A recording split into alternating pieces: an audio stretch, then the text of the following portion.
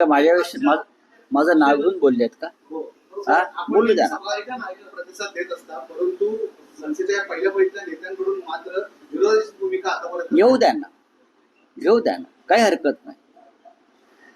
मी वारंवार सांगतो की उद्धव ठाकरे आणि राज ठाकरे हे दोन नेते किंवा भाऊच निर्णय घेतील. हे दोन भाऊच निर्णय घेतील. आज जे बोलतायत ते राजकारणामध्ये फार उशिरा आलेले आहेत.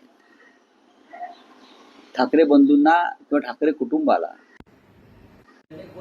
तो जवळून आणि ओळखतो, म्हणून मला माहिती आहे काय होणार आहे आणि काय होणार नाही. ते माझ्या इतकं कोणालाच माहित नाही. त्यांच्या म्हणण्याला इथे अर्थ नाही.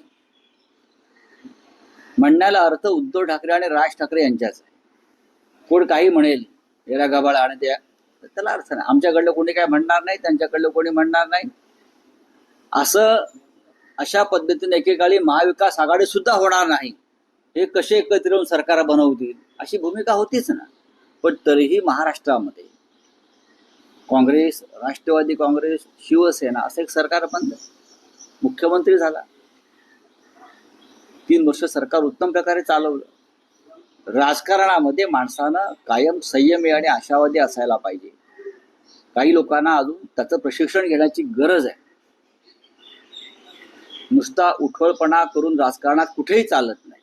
मी कुठेही म्हणतोय खूप संयम ठेवावा लागतो, विशेषतः जेव्हा महाराष्ट्राच्या अस्मितेचा प्रश्न असतो, मराठी माणसाच्या न्याय्य हक्काचा प्रश्न असतो, तेव्हा संयम आणि त्याग या 2 गोष्टी असल्याशिवाय महाराष्ट्राचं नेतृत्व आपण करू शकत नाही.